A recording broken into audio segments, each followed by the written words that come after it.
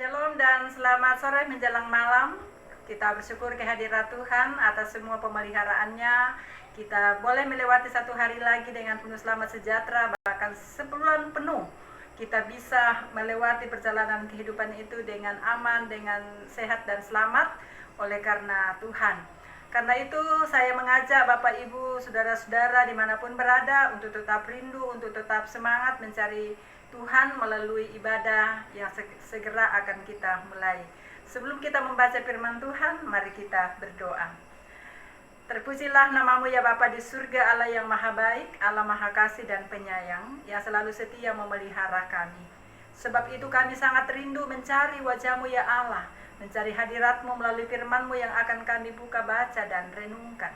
Terangi hati dan pikiran kami, supaya kami beroleh hikmat pengertian dari dalamnya. Berfirmanlah ya Allah, karena kami sedia mendengar. Dalam nama Tuhan Yesus kami berdoa, bermohon kepadamu. Amin. Bagian firman Tuhan sore hari ini dari kitab Perjanjian Lama, Keluaran pasal 12 ayat 1 sampai ayat yang ke-11. Inilah firman Tuhan demikian. Upacara pengikatan perjanjian antara Tuhan dengan bangsa Israel.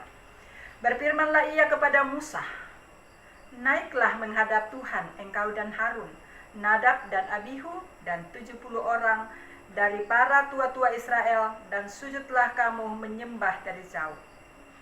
Hanya Musa sendirilah yang mendekat kepada Tuhan, tetapi mereka itu tidak boleh mendekat, dan bangsa itu tidak boleh naik bersama-sama dengan dia.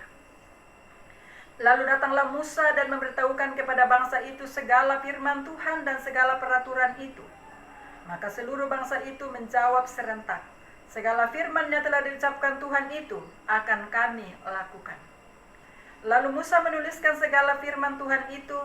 Keesokan harinya pagi-pagi didirikannya lah mezbah di kaki gunung itu dengan 12 tugu sesuai dengan ke-12 suku Israel.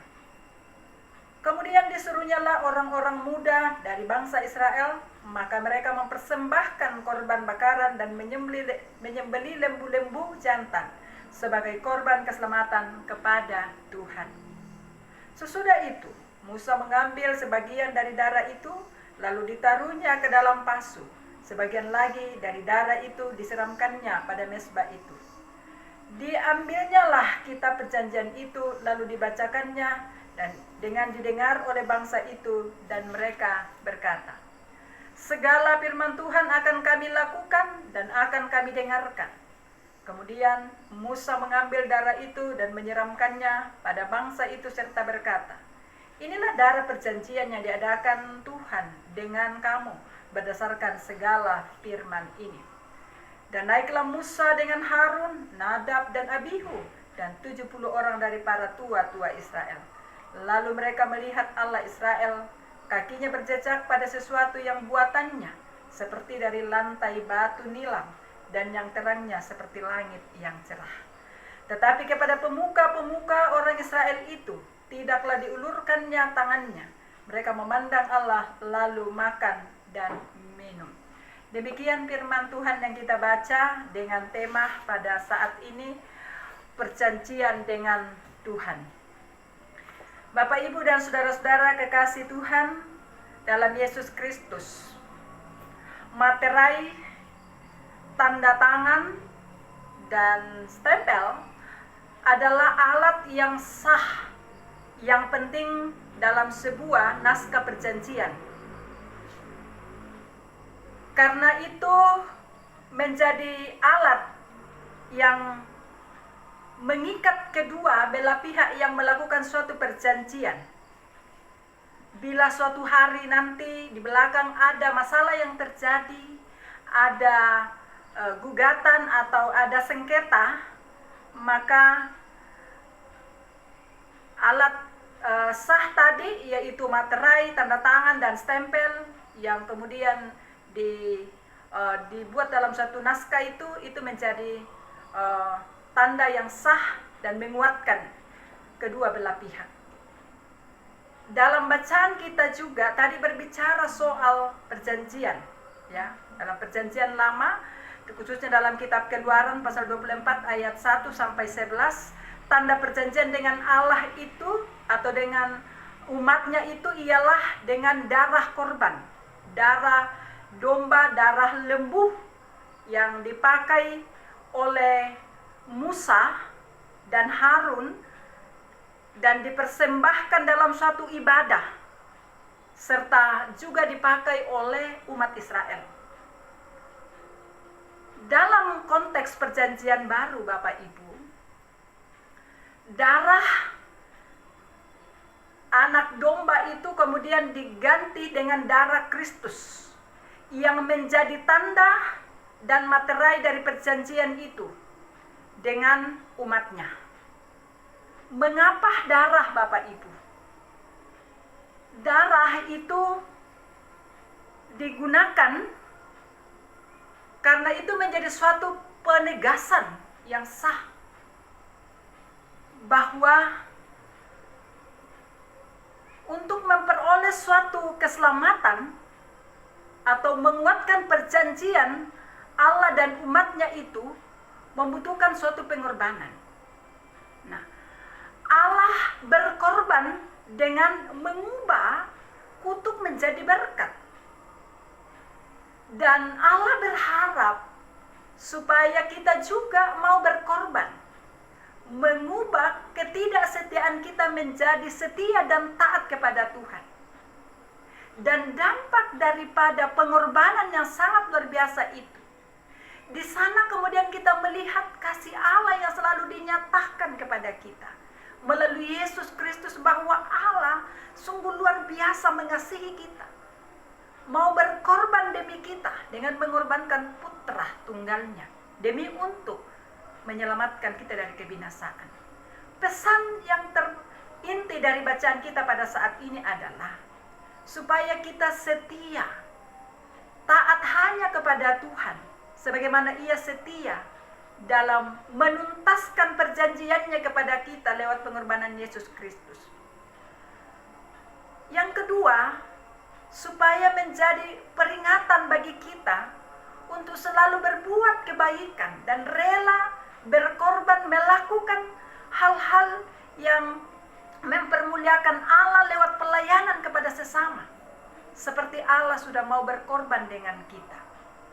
Dan tanda perjanjian itu, tanda kesetiaan itu, materai yang kelihatan itu akan kita buktikan dalam keseharian kita.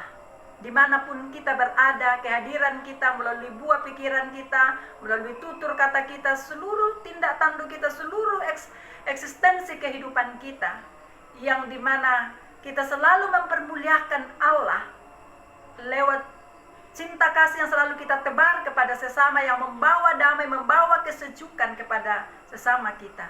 Maka di sana kita juga bisa menjadi saluran berkat sebagaimana Allah telah memberkati kita di dalam seluruh kehidupan kita. Semoga firman Tuhan ini menginspirasi kepada kita untuk selalu berbuat kebaikan, saling setia satu dengan yang lain sebagaimana Allah selalu setia kepada kita. Amin. Kita bersyukur firman Tuhan yang telah kita dengarkan bersama. Kita menyanyi, bagi Tuhan tak ada yang mustahil.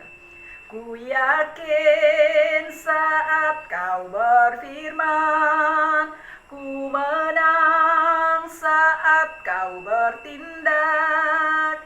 Hidupku hanya ditentukan oleh perkataanmu. Ku aman karena kau menjaga, ku kuat karena kau menopang.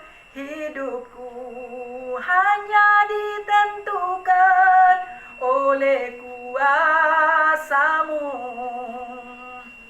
Bagi Tuhan tak ada yang mustahil, bagi Tuhan tak ada yang tak mungkin.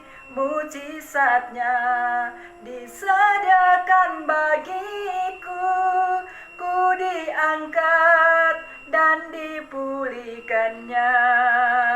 Bagi Tuhan tak ada yang mustahil, Bagi Tuhan tak ada yang tak mungkin, mujizatnya disediakan bagiku. Ku diangkat dan dipulihkannya. Kita satu dalam doa. Ya Allah, ya Tuhan kami, sekalipun kami terpisah jarak oleh karena harus stay di rumah masing-masing, tetapi di dalam doa kami senantiasa saling mendukung dan bersama-sama menaikkan ucapan syukur kepadamu untuk penyertaan Tuhan, pemeliharaan Tuhan, kasih Tuhan yang tidak pernah berubah kemarin, hari ini, dan yang akan datang.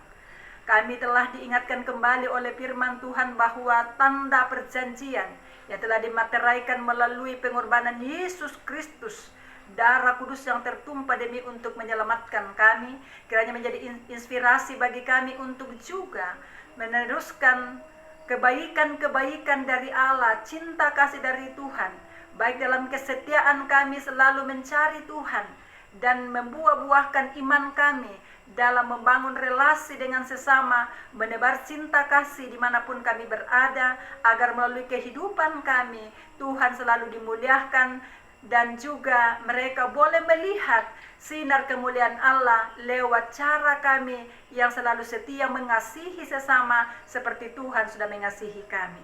Kiranya firman-Mu ini Tuhan selalu menjadi remah di dalam menjalani kehidupan kami di waktu yang Tuhan masih anugerahkan. Kami bersyukur kepadamu oleh karena pertolongan Tuhan, satu hari ini kami boleh lewati dengan segala aktivitas yang terbatas yang kami lakukan. Bahkan 1 bulan ini juga ya Tuhan, kami sudah boleh melewati masa pandemik dengan aman, dengan penuh damai dan sejahtera, semua hanya karena kasih dan anugerah Tuhan. Saat ini kami terus berdoa kepadamu ya Tuhan, kiranya jaga dan lindungi, berikan hikmat pemimpin bangsa kami, para dokter, tim medis yang menjadi alat di tangan Tuhan, melaksanakan misi kemanusiaan, menolong orang-orang yang membutuhkan pertolongan, yang berada dalam beban karena pergumulan sakit. Kiranya Tuhan menolong, memberkati mereka semua.